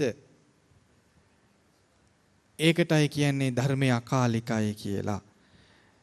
ධර්මය අකාලිකයි කියන්නේ ඒකයි. ධර්මයේ සිතට ගිය ගමන් ධර්මයට අනුව තමාගේ ජීවිතේ බලන්ට පෙළඹෙනවා. සිත ගැන කිව් ධර්මය අහපුවාම සිත දෙස බැලෙනවා. කය ගැන කිව් ධර්මය අහපුවාම කය දෙස බැලෙනවා. ඇස ගැන කිව් ධර්මය අහපු ගමන් ඇස ගැන බැලෙනවා. කන ගැන කිව් ධර්මය අහපුවාම කන ගැන බැලෙනවා. ඒතර බලන්න ඒකයි මම මුලින් ඔබට කිව්වේ කන යොමාගෙන අහන්ට යම් කෙනෙක් කැමති නම් භාගතුන් වහන්සේ අපට කියා දෙනවා එයමයි හේතු සම්පත් ඇති බව කියලා. කන යොමාගෙන අහනවා කියලා කියන්නේ ධර්මය හිතට යනවා. කන යොමාගෙන අහනකොට ඒ ධර්මයේ හිතට යනවා. ඒ කියන්නේ තමාට තේරුම් ගන්න ඕනේ මේ ධර්මයේ මට ඉගෙන ගන්න ඕනේ, අවබෝධ කර ගන්න ඕනේ, මම තේරුම් ගන්න ඕනේ කියන හැඟීමෙන් යුක්තව ධර්මය අහනවා. දැන් අපිට හිතෙනවා අනේ ඉතින් ඔය දේශනාව නම් අපි කලින් අහලා තියෙනවනේ. එහෙම නැත්නම් අපි මේක රෙකෝඩින් එක පස්සේ අහනවා. ආයි මේක ටීවී එකේ දායි. එතකොට අහනවා. එතන අපි කන යොමාගෙනද? කන යොමාගෙන නැහැ. අහෙනව නේද? ඒත් ඇහෙනවා. පාඩමුත් හිතේ මම කිව්ව වචනයක් නෑර මතකත් තියෙයි.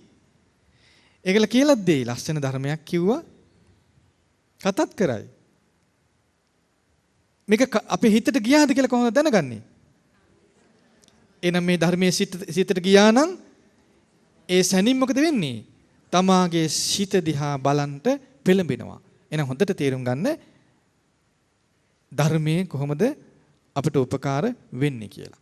ධර්මයේ කොහොමද උපකාර කරගන්නේ කියලා.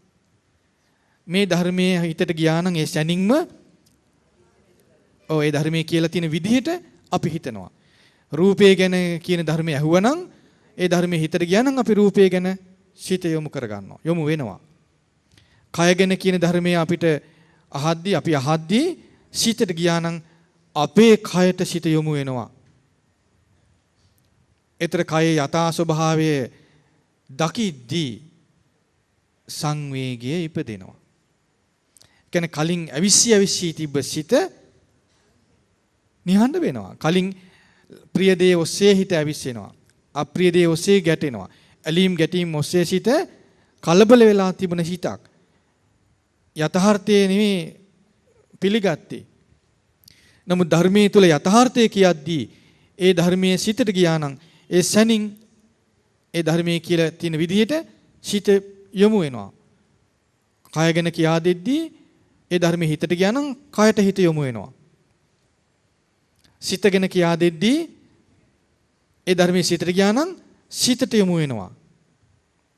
මේක ධර්මතාවයක්. ඒ නිසා ධර්මයේ අහන පිළිවෙල තේරුම් ගන්න. ධර්මයේ අහන්නේ තමන්ට තේරුම් ගැනීම පිණිස, තමන්ට අවබෝධ කර ගැනීම පිණිස, තමන්ට දුකින් නිදහස් වීම පිණිස. සිත පිහිටුවගෙන කන යොමාගෙන ධර්මය අහන්න. ඒතර දහම් පාඨයක් ඇහුවත් ඒ දහම් පාඨේ හිතට යනවා. ඒ දහම් පාඨේ කියලා තියෙන විදිහට සිත නැඹුරු වෙනවා. හිත නැමෙනවා ඒ ධර්මයේ විමසන්න. ඒ ධර්මයේ විමසද්දී ඒ ධර්මයේ දකිද්දී සංවේගය ඇති වෙනවා. සංවේගය ඇති වූ සිතෙන් ධර්මයේ විමසන්න පුළුවන්. ධර්මයේ අපිට ධර්මයේ තියෙන විදිහට හිත යොමු කරගන්න බැරි, එහෙම නැත්නම් ධර්මයේ තියෙන ආකාරයෙන් හිතන්න බැරි, හිත ඇවිස්සෙන නිසා. නමුත් සංවේගයටපත් වුණොත් හිත සංසුන්. එතන අපිට මේ සංසුන් සිතෙන් ධර්මයේ තියෙන විදිහට විමසන්න පුළුවන්. ඒ නිසා හොඳට දැන් Tamanගේ සිත දිහා බලන්න පුරුදු වෙන්න. එතකොට මෙයාට තේරෙයි දන්න දා ඉඳලා නොයිකුත් පාපී සිතුවිලි මේ සිතේ බහුල වශයෙන් සිතේ පැවතුණා. සිත විනාශ කළා. සිත කාලා දැම්මා. අහිංසකයට පවා මහා රුධිර විදිහට වචන පාවිච්චි කළා. කවුද ඒ අපරාධ කළේ? නමුත් අපි මොකද හිතුවේ? අසවලා තමා මට මෙහෙම කළේ, අසවලා තමා මට මෙහෙම කළේ කියලා අන් අය කෙරෙහි වැරදි විදිහට කල්පනාත් කළානේ. දැක්කද අයෝනිසෝ මනසිකාරය කියන එක බලවත් වෙන හැටි. එහෙම කරන්න සිතේ රාග ද්වේෂ මොහ වැඩුණා. සිත තව තවත් විනාශ වෙන්න පටන් ගත්තා. දැන් අපිට මේ අනතුරින් බේරෙන්න තියෙන්නේ කොහමද? සිතේ මේ තියෙන සැබෑ ස්වභාවය දකින්න ඕනේ. මේ යථාර්ථයේ දකින්න ඕනේ. ඒ යථාර්ථයේ දකින්න කොටයි සංවේගයේ ඉපදෙන්නේ. අපි හිතුව දේ නෙවෙයිනේ තියෙන්නේ කියලා තේරෙනවා. ඒ ලෝකයේ විසින් අපිව පිළිගන්නේ මහා ලොකුවට.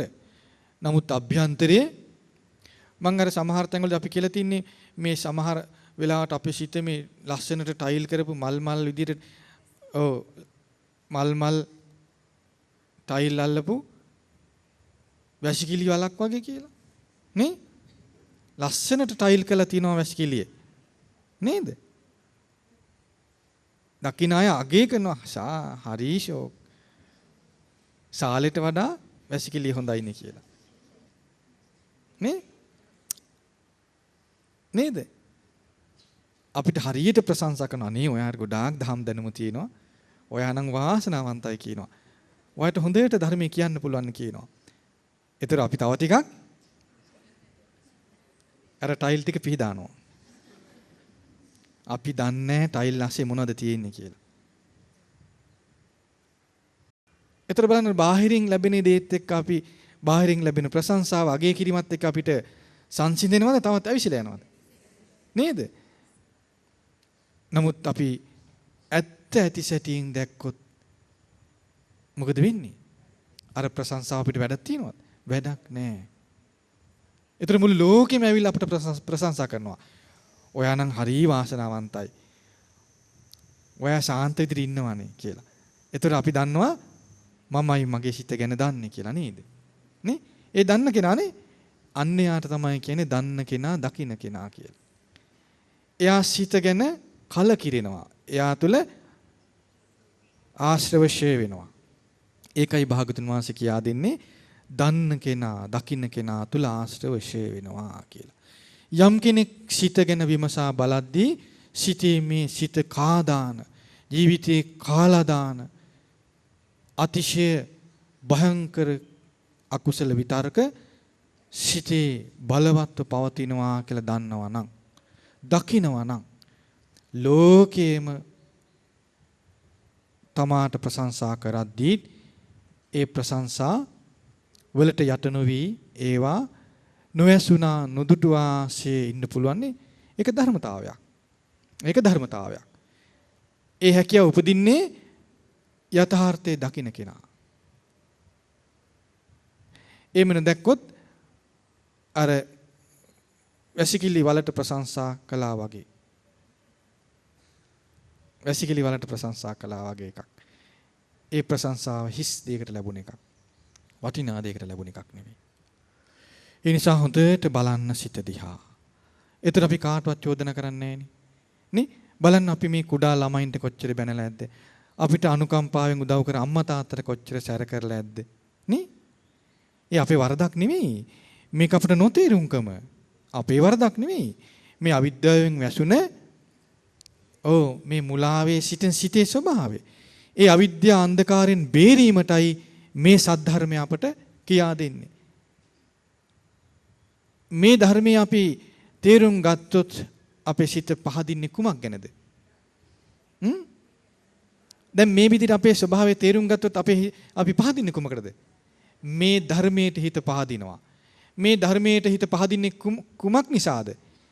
මේ ධර්මයේ ඒකාන්තයෙන් ස්වාක්ඛාතයි, සම්දිට්ඨිකයි, අකාලිකයි, ඒහිපස්සිකයි, ඕපනයිකයි. නුවණ තියන අයට ඒ මට්ටමින් මේක තේරුම් ගන්න පුළුවන්. ඒ බඳු ධර්මයක් කියලා මේ ධර්මයේ ගැන හිත පහදිනවා. ඒතර ඒ බඳු ධර්මයක් කියා දුන්නු ශාස්ත්‍රුන් වහන්සේ ගැන කොහොම පහදීද? එහෙනම් භාගතුන් වහන්සේ ඒකාන්තයෙන් අරහං සම්මා සම්බුද්දයි කියලා එයාට පහදින්න පුළුවන්. ඒතර යම් කෙනෙක් මේ ධර්මයේ පුරුදු කරනවා නම් එයා රාග දේශ මොහ දුරු කරන්නට කැමැති මඟට පැමිණි කෙනෙක් එමනම් උන්වහන්සේ කාන්තෙන් සුපටිපන්නයි කියලා පහදිනවා. බලන්න මේ ධර්මයේ තේරුම් ගන්න කෙනා, ධර්මයේ හිතට ගිය කෙනා, ඒ ධර්මයේ තුලින් තමාගේ ජීවිතය විමසා බලන කෙනා තෙරුවන් කෙනෙක් පහදිනවා. තෙරුවන් කෙනෙක් පහදිනවා. ඉතින් මේ විදිහට ධර්මය අහනවා නම් යලි යලිත් එයා තෙරුවන් කෙනෙක් පහදිනවා. යම් කලක එයා තෙරුවන් කෙරේ ස්ථිර අචල වෙනස් නොවන පැහැදීමටපත් වෙනවා. එතකොට එයා සීලය හොඳින් රකින්න කෙනෙක්. එතකොට ආන් මේ විදිහට අපි ධර්මයේ අහනවා නම් අපේ ජීවිතේ නැඹුරු වෙලා ජීවිතය ගැන තේරුම් ගනිමින් වාසය කරද්දී අපි සද්ධර්මයේ ගුණ තේරුම් ගන්න ඒ ගුණ සිහි කරන අය බවට පත් වෙනවද නැද්ද? පත් වෙනවා. සද්ධර්මයේ ගුණ තේරුම් ගනිද්දී අපිට භාගතුන් වහන්සේ ගුණ සිහි වෙයිද නැද්ද? සිහි වෙනවා. දැන් අපි මේ ධර්මය අහලා අපේ සිත ගැනම විමසා බලද්දී සිතේ තිබෙන අපිරිසිදු බව, අපට තිබෙන අනතුරුදායක ස්වභාවය, කීලිටි ස්වභාවය, අපට තිබෙන විනාශකාරී ස්වභාවය අපි දකිද්දී ධර්මයේ කෙරෙහි අපේ ප්‍රශංසාව ඇති වෙනවද නැද්ද? ඇති වෙනවා. අපි ඉන්න අනාරක්ෂිත බව දැකීමෙන් ධර්මයෙන් අපි ආරක්ෂා වෙන බව අපට තේරුම් ගත්තොත් ධර්මයේ ගුණ අපි තේරුම් ගන්නව නේද? තේරුම් ගන්නවා. මේ විදිහට අපි ධර්මය ඉගෙන ගත්තොත් අපේ ප්‍රශංසාව භාගතුන් වහන්සේ කෙරෙහි යොමු වෙනවද නැද්ද? යොමු වෙනවා. එතකොට අපි භාගතුන් වහන්සේ ගුණ සිහි කරන අය බවට පත් වේද නැද්ද? පත් වෙනවා. ඉතින් මේ විදිහට ධර්මය ඉගෙන ගනිමින් ශාස්ත්‍රුන් වහන්සේ ගැන සිහි කරන අය බවට පත් වෙන්නේ. ඒකයි මේ දෙවියන් කියන්නේ. ශාස්ත්‍රුන් වහන්සේ ගැනත්, සද්ධර්මයේ ගැනත්, සංගරුවන ගැනත්, තමන්ගේ සීලය ගැනත් ප්‍රීතියෙන් යුතු ප්‍රමුදිත භාවය, ප්‍රීතියෙන් යුතු සැපයෙන් යුතු ප්‍රමුදිත භාවය ඇති කරගන්න. එතකොට අපි යලි යලිත් මේ විදිහට ධර්මයේ අහන්ත අපි පෙළඹෙනවා අපේ සිතේ ප්‍රමුදිත බව හටගත්තොත්. එතකොට යලි යලිත් මෙහෙම ධර්මයේ අහද්දී ශාස්ත්‍රුන් වහන්සේ ගැන හිතෙනවා, සද්ධර්මයේ ගැන හිතෙනවා, සංගරුවන ගැන හිතෙනවා, සමාදන් වූ සිල්පද ගැන හිතෙනවා. අපි හිතන්ට අපට පුළුවන්කම ලැබෙනවා. එතකොට ශාස්ත්‍රුන් වහන්සේ ගැන, සද්ධර්මයේ ගැන, සංගරුවන ගැන, සිල්පද ගැන අපි හිතන්ට සිතේ පාපී අකුසල සිතුවිලි පවතීද බැහැර වෙයිද? ක්‍රමයෙන් බැහැර වෙන්න පටන් ගන්නවා. ක්‍රමයෙන් මේ පාපී සිතුවිලි බැහැර වෙන්න නීවරණ දුබල වෙනවා. දැන් පාපී සිතුවිලි පවත්වන්න නීවරණ වලට ආහාර සපයනවා. කාමච්ඡන්ද, ව්‍යාපාදේ මේ ආදී නීවරණ පෝෂණය වෙනවා. නමුත් අපි දැන් අපේ සිත දිහා බලපුවම අපිට ලැජ්ජාවක් ඇති වෙනවා. හිතේ පාපී අකුසල සිතුවිලි බලවත්ව තියෙනවා දැක්කහම ලැජ්ජාවක් ඇති වෙනවා. සංවේගය ඇති වෙනවා. එතකොට අපට ශාස්ත්‍රුන් වහන්සේ ගැන, සද්ධර්මයේ ගැන, සංගරුවන ගැන පහදිනවා. දැන් අපට තෙරුවන් ගුණ සිහි කරන්න පුළුවන්කම ලැබෙනවා. තෙරුවන් ගුණ සිහි කරද්දී, සිල්පද ගැන සිහි කරද්දී පාපී සිතුවිලි ක්‍රමයෙන් බැහැර වෙනවා. එතකොට නීවරණ වලට අපි ආහාර සපයන්නේ නැහැ. නීවරණ වලට ආහාර සපයන්නේ නැත්නම් නීවරණ දුබල වෙනවා. නීවරණ දුබල වෙන්න නීවරණ වලින් පීඩා කරන්නේ නැහැ හිතට. දැන් අපිට තෙරුවන් ගුණ තව තවත් ඉතා හොඳින් සිහි කරගන්න පුළුවන්. දැන් අපිට කන යොමාගෙන බණ අහන්න හොඳට පුළුවන්. දැන් කලින් බණ අහද්දී අපේ හිත බැහැර යනවා නම් දැන් නීවරණ දුබල වෙන්න බණ අහද්දී හිත යොමාගෙන බණ අහන්න පුළුවන්. කන යොමාගෙන බණ අහන්න පුළුවන්. ඉතින් ඒ ස්වභාවය අපි උපදවගත්තේ කොහොමද? අසු ධර්මයට අනුව ජීවිතයේ දෙස බැලීමෙන්. අසු ධර්මයට අනුව ජීවිතයේ දෙස බලපුවාම සංවේගී ඉපදෙනවා. සංවේගී ඉපදීමෙන් තමයි සිත සංසුන් වෙන්න පටන් ගන්නෙ. එතකොට අපි ධර්මයට පහදින්නේ. ධර්මයට පහදින්නේ ඇත්ත ඇති සැටියෙන් තේරුම් ගැනීමෙන්. ඇත්ත ඇති සැටියෙන් කියා දෙන ධර්මයේ තුල අපි බාහිරට කොයිතරම් හොඳට ප්‍රකටව හිටියත් අභ්‍යන්තරයේ කෙලෙස් සහිතයි නම් ඒක අපි දැක්කොත් සංවේගය ඉපදිනවා. මේ ශරීරයත් එහෙම තමයි. බාහිර කොච්චර ලස්සන වුණත් අභ්‍යන්තරයේ කිලිටුයි කියලා දැක්ක ගමන් සංවේගය ඉපදිනවා. ඒකයි ඇත්ත ඇති සැටියෙන් දකින්න කෙනා තුළ සංවේගය උපදිනවා කියලා කියන්නේ.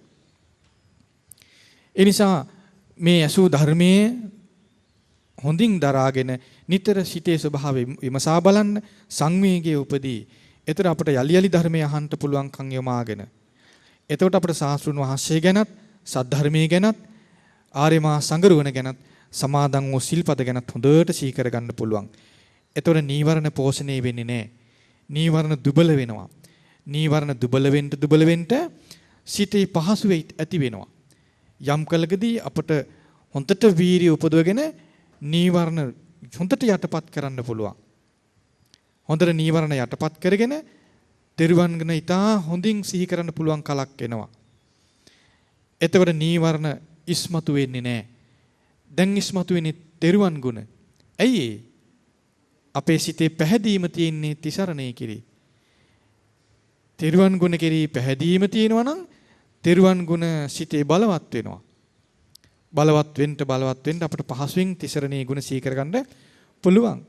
ඒතොර නීවරණ බලවත් වෙන්නේ නැහැ. නීවරණ හොඳටම යටපත් වෙනවා. එimhe නීවරණ බලවත් නොවි නීවරණ යටපත් වෙලා හොඳින් තෙරුවන් ගුණ හිතේ පවත්වන්න පුළුවන් නම් සිත නැවුම්. සිත කිලිටි ස්වභාවයේ බැහැර වෙලා යටපත් වෙලා. ආන් ඒ විතර නීවරණ දුබල වෙලා නීවරණ යටපත් වුණන් පස්සේ පිරිසිදු වූ සිතක් තියෙනවා. ඒ කියන්නේ පරිපූර්ණ පිරිසුදු සිත නෙමෙයි. නීවරණ දුර්වල වෙලා නීවරණ යටපත් වෙලා. නීවරණ බල රහිතයි. ඒතර බලවත් වෙලා තියෙන්නේ කුසල්. දැන් සිත අලුත් හිතක්, නැවුම් සිතක් කිලිටි යටපත් වෙලා අන්නේ ස්වභාවයට කියනවා ප්‍රමුදිත බව කියලා. ඒක ඊටාම සුවපහසුයි.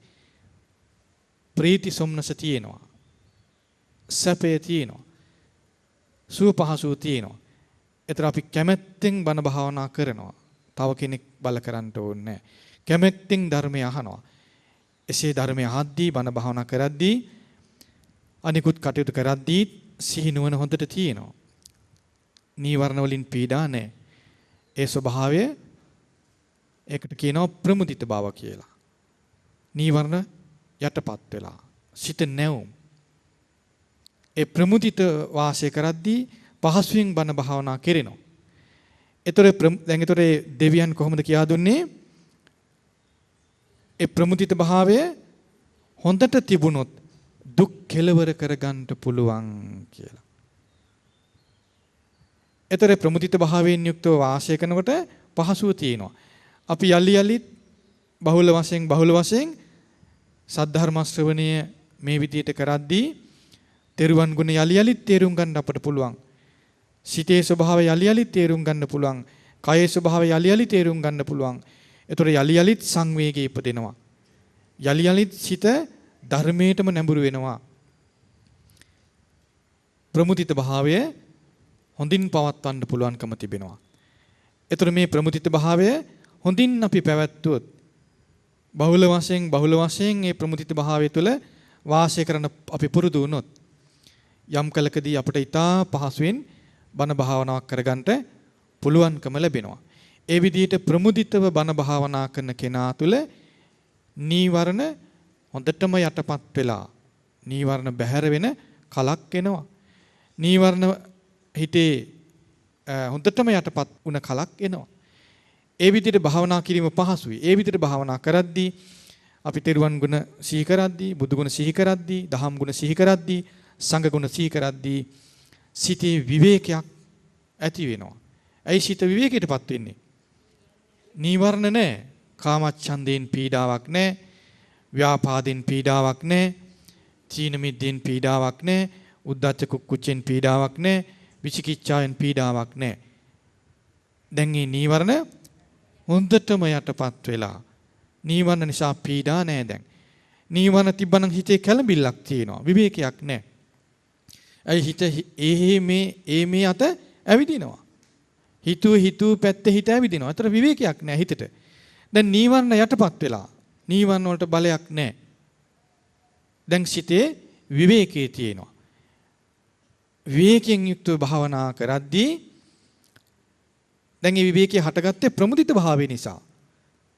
ප්‍රමුදිත උනේ නීවරණ බල රහිත නිසා. දැන් බලන්න කිලිටි වෙච්ච ශරීරය තියෙනවා. වතුරට බහැලා නා ගන්නවා. එතකොට සුව පහසුවක් එනවා නේද? අන්න ඒ වගේ නීවරණ වල පීඩා රහිත වෙනකොට සිත පහසුටපත් වෙනවා. ප්‍රමුදිතයි. එතකොට හොඳට බණ භාවනා කරනවා. නීවරණ තවත් යටපත් වෙනවා. දැන් හිතේ නීවරණ බලපැවැත්වෙන්නේ නැහැ. විවේකයි. විවේකයෙන් හොඳට තෙරුවන් ගුණ සිහි කරන්න පුළුවන්. එහෙම තෙරුවන් ගුණ සිහි කරද්දී ප්‍රීතිය ඇති වෙනවා. දැන් ප්‍රීති සිතින් යුක්තව බුදු ගුණ සිහි කරමින් වාසය කරන්න පුළුවන්. දහම් ගුණ සිහි කරන්න පුළුවන්. සංඝ ගුණ සිහි කරන්න පුළුවන්. සිල්පද ගැන සිහි කරන්න පුළුවන්. ප්‍රීතියෙන් යුක්තව බණ භාවනා කරන කෙනෙක් බවට පත් වෙනවා. ඒ විදිහට ප්‍රීතියෙන් යුක්තව බණ භාවනා කරන කෙනෙක් බවට පත් උනේ කොහොම කෙනෙක්ද? කන යොමාගෙන ධර්මය අහලා ඒ ඇසූ ධර්මයට අනුව ජීවිතයේ දෙස බලපු කෙනා තමයි ප්‍රීතියෙන් යුක්තව භාවනා කරන කෙනෙක් බවට පත් වෙන්නේ. එහෙම නැත්නම් එයා භාවනා කරන මහන්සි වෙයි. අනේ මට කරගන්න බෑනේ. නිදිමතයිනේ. එහෙම නැත්නම් හිත විසිරෙනවනේ. මේ නොයෙකුත් පීඩා යාට එනවා. ඒ මොනවද මේ පීඩා කියන්නේ? නීවරණ. වෙන එකක් නෙමෙයි. එක්ක කාමච්ඡන්දේ, නැත්නම් ව්‍යාපාදේ, උද්ධච්ච කුක්කුච්චය, තීන මිද්දේ, විචිකිච්ඡාව මේවා. ඇයි ඒවා බලවත් වෙන්නේ? ඒවා පෝෂණය වෙනවා. ආහාර සැපේනවා. මොනවද ආහාර? එහින් දකෝ ප්‍රිය රූප ගැන හිතා ඉන්නවා. කාම විතරක. නේද? අමිහිරි ශබ්ද කෙනෙක් වොන්න අකමැති විදිහට වචන කතා කරා නම් ඒ ගැන හිතා ඉන්නවා. තරහ සිතුවිලි නේද? ඒ වගේ අකුසල සිතුවිලි හිතා හිටපුවාම එමගින් නීවරණ පෝෂණය වෙනවා. ඒතර අපි කොච්චර තෙරුවන් ගැන හිතන්න ගියත් හිතන්න බෑ. ඉතින් අපි දන්නේ මේක. අපි හිතනවා මට භාවනා කරගන්න බෑනේ කියලා. ඒ පටන් ගත්ත විදිය වැරදි. අසු ධර්මයට අනුව ජීවිතය දෙස බැලුවා නම් සංවේගය ඇති වෙනවා. දැන් අපි භාගතුන් වහන්සේ ගැන පහදින්න අපිට ඒතකොට පුළුවන්. ඒ විදිහට තෙරුවන් ගුණ ගැන පහදින්න තමයි නිවන දුබල වෙලා ප්‍රමුදිත භාවය ඇති වෙන්නේ. ප්‍රමුදිතව ඉන්නකොට තමයි ප්‍රීතිය ඇති වෙන්නේ. ප්‍රීතිසිතින් වාසය කරනවා කියලා කියන්නේ නීවරණ හිතේ බලවත් වෙන්නේ නැහැ. නීවරණ නැහැ. ඒ ප්‍රීතිසිත කියලා කියන්නේ මේ සාමාන්‍යයෙන් අපි විහිළු තහළු කරලා නැත්නම් කතා කරලා කෑමක් කාලා තේ එකක් බීලා ඇඳුමක් පළඳලා ඇඳලා ලබන ප්‍රීති නෙමෙයි. ගමන බිමනක් ගිහිල්ලා ලබන ප්‍රීති නෙමෙයි. ඒක වරදලා ගන්න එපා. ඒක නෙමෙයි. නීවරණ දුර්වල වෙලා, නීවරණ යටපත් වෙලා බණ භාවනා කිරීමෙන් බණ භාවනා කිරීම තුළ බණ භාවනා කරනකොට ඇති වෙන දෙයක්. ප්‍රීතිය කියලා මෙතෙන්දී භාගතුන් වහන්සේ පෙන්වා දෙන්නේ. ඉතින් මේ විදිහට ප්‍රීතියෙන් යුක්තව බණ භාවනා කරද්දී කය සැහැල්ලු වෙනවා. කය සැහැල්ලු වෙනවා. ඒකට කියනවා පස්සද්ධිය කියලා. ඒක ඊටාම පහසුයි. අතිශය පහසුයි. පස්සද්ධියෙන් යුක්තව බණ භාවනා කරද්දී අතිශය සපවත් වූ සිතක් ඉපදෙනවා. ඒකට කියනවා සැපේ කියලා. එතකොට සැපසේ තෙරුවන් ගුණ සිහි කරන්න යාට පුළුවන්. ලෝකේට ඒක පේන්නේ. ලෝකෙට පේන්නේ වාඩි වෙලා ඉන්නවා. නමුත් නීවරණ බලවත්ව ඉඳගෙනත් වාඩි වෙලා ඉන්නවා කෙනෙක්. ඇවිදිනවා. එතකොටත් පේන්නේ ඇවිදිනවා ඉඳගෙන ඉන්නවා. එහෙනම් නීවරණ තියෙද්දී ලෝකෙට පේන්නෙත් නැහැ. නීවරණ බැහැරව තියෙද්දී ලෝකෙට පේන්නෙත් නැහැ. ඒ දෙකම තමා දැකිය යුතු දෙයක්. තමන් දකින්න ඕනේ. ඒකයි තමා තුලින් ධර්මයේ දකින්නවා කියලා කියන්නේ. නැත්තම් අපි මේක කතා කර කර ඉඳී. තමා තුලින් කවදාවත් දැකලා නැහැ. කවදාවත් ධර්මයට පහදින්න බෑ. ඒ නිසා අපි ධර්මයේ ජීවිතයට ගලපා බලද්දී සංවේගය ඉපදෙනවා. සංවේගයෙන් යුක්තව ධර්මයේ හැසිරෙද්දී නීවරණ බැහැර වෙලා ප්‍රමුදිත වූ සිතක් ඇති වෙනවා. එතකොට මේ ප්‍රමුදිත භාවය හොඳින් පැවැත්වුවොත් ප්‍රමුදිත භාවය හොඳින් පවත්වනවා කියන්නේ යලි මේ ධර්මයේ මේ විදිහට පුරුදු කරමින් වාසය කරද්දී ප්‍රමුදිත භාවය නිතර පවත්වා ගන්න පුළුවන්. එතකොටයි නීවරණ බැහැර වෙන්නේ. එතකොටයි නීවරණ බැහැර වෙන්නේ. ඒ විදිහට නීවරණ බැහැර කරද්දී බැහැර වෙද්දී තමයි ප්‍රීතිය ඇති වෙන්නේ. ප්‍රීතියෙන් බහුල වශයෙන් ප්‍රීතිසිතින් යුක්තව බණ භාවනා කරද්දී තමයි පස්සද්ධිය ඇති වෙන්නේ. බහුල වශයෙන් මේ ධර්මයේ පුරුදු කරද්දී තමයි සැපය ඇති වෙන්නේ. ආන්නේසේ සැපසේ වාසය කරන කෙනා තුළ සමත විදර්ශනා ධර්මයන් පහළ වෙනවා. සමත සමාධිය එහෙම නැත්නම් සමතය එහෙම නැත්නම් විදර්ශනාව ඉපදිනවා පහළ වෙනවා. අන්න යාට දුක් කෙලවර කරගන්න පුළුවන්කම තියෙනවා. ඒකයි මේ දෙවියන් මේ භික්ෂුන් වහන්සේට සිහි කර දෙන්නේ ශාස්ත්‍රූන් වහන්සේ ගැනත් සද්ධර්මයේ ගැනත් සංගරුවන ගැනත් තමන්ගේ ශීලයේ ගැනත් ප්‍රීතියෙන් සැපෙන් යුතු ප්‍රමුදිත භාවය ඇති කරගන්න. ඒ ප්‍රමුදිත භාවය හොඳින් පැවැත්වුවොත් හොඳින් තිබුණොත් දුක් කෙලවර කරගන්න පුළුවන් කියන්නේ ඒකයි. ප්‍රමුදිත භාවයෙන් තොරව ප්‍රීතිය ඇති වෙන්නේ නැහැ. ප්‍රීතිය නැති කෙනා තුළ පස්සද්ධිය ඇති වෙන්නේ නැහැ. පස්සද්ධිය නැති කෙනා තුළ සැපේ ඇති වෙන්නේ නැහැ. සැපේ නැති කෙනා තුළ සමත විදර්ශනා ධර්මයන් පහළ වෙන්නේ නැහැ. ඒතර මේ සමත විදර්ශනා ධර්මයන් ඇති නොවුන කෙනා තුළ දුකේ කෙලවර වීමක් ඇති වෙන්නේ නැහැ. දුකේ නිදහස් වීමක් ඇති වෙන්නේ නැහැ. ඒතර බලන්න අපි කොහෙන්ද පටන් ගත්තේ? පටන් ගත යුත්තේ කොහෙද? තමන්ට අවබෝධ කරගන්න ඕනේ කියන අදහසෙන් යුක්තව කන යොමාගෙන ධර්මය ඇසීමත් ඒ ඇසූ ධර්මයට අනුව අපේ ජීවිතය ගැන විමසා බැලීමත් තමයි ආරම්භය. එම විමසා බලනකොට සංවේගය ඉපදෙනවා. එතනින් තමයි අපි ධර්මයට නැඹුරු වෙන්නේ, ධර්මයට පහදින්නේ. එතකොටයි සංවේගයටපත් වෙන්නේ ඇත්ත ඇත්ත සැටියෙන් දකින්නකොට. අර අපි ඉස්සෙල්ලා කතා කළේ නේද? ලස්සන ඇඳුමක් ඇඳලා යන කෙනා දැනන් හිටියේ නැත්නම් ඇඳුම කිලිටි කියලා අපි හිතනවා ලස්සනයි කියලා. නමුත් අපිට අනුකම්පා තියෙන කෙනෙක් අපිට කියනවා මේ ඇඳුම කිලිටි හොද ගන්න කියලා. ඒතර ඒ වචනේ හිතට ගියා නම් සැනකින් අපි බලනවා. ඒ වගේ තමයි මේ හිත ගැන ධර්මයේ තුල කියා දෙනවා. හිතේ ස්වභාවය ගැන ධර්මයෙන් කියලා දෙනවා. ඒතර ඒ ධර්මයේ හිතට ගියා නම් ඒ සැනින්ම අපිට අපේ සිත ගැන බැලිනවා. ඒ සැනින්ම අපේ සිත ගැන බැලිනවා. ඒතර අපිට කලින් නොදුටු දේ පේනවා. කලින් නොදුටු දේ පේනෙනවා. ඒතර අපි කලින් හිතපු දේ නෙවෙයි ඇත්ත කියලා තේරෙනවා. හිතපු දේ නෙවෙයි ඇත්ත. දැන් අපි ඇත්ත ඇති සැටියෙන් දකිනවා. අන්න එතකොට සංවේගය ඉපදෙනවා. ඒ නිසා මේ කොයි කවුරුත් තම තමන්ගේ සිත ගැන හොඳට බලන්න. එතකොට පෙනේ නොයෙකුත් පාපී අකුසල සිතුවිලි වලින් මේ සිත කාදානවා පෙනේ. කාලා දැම්මා පෙනේ. එතකොට තමන් ගැනම තමන්ට දුකක් හිතේ. සංවේගයක් හිතේ. අනුකම්පාවක් හිතේ. අනේ මට පිළිසරණක් නෑ නේද කියලා. එතකොට තමාගේ පිළිසරණ තමා විසින්ම සලසා ගන්නට තමන් පෙළඹෙයි. අර හිස් අදහස් අතහැරිලා යයි. අපට ධර්මයේ ගැනත් ශාස්ත්‍රුන් වහන්සේ ගැන සංගරුවන ගැන සමාදන් වූ සිල්පද ගැන ගෞරවයක් ඇති වෙයි. අපේ රැකවරණේ ආරක්ෂාව එතන තියෙනවා කියලා හිතේ. එතකොට අපිට ආන් හිම අපට අපේ රැකවරණය තිසරණයේ තුල තියෙනවා. සිල්පද ආරක්ෂා කිරීම තුල අපේ රැකවරණේ තියෙනවා කියලා අපට සිතුනොත් තේරුනොත් ශාස්ත්‍රු ගෞරවයේ ඉපදී ගෞරවයෙන් යුක්තව ඒ අප්‍රමාණ බුදුගුණ සිහි කරන්න අපට පුළුවන් වෙයි.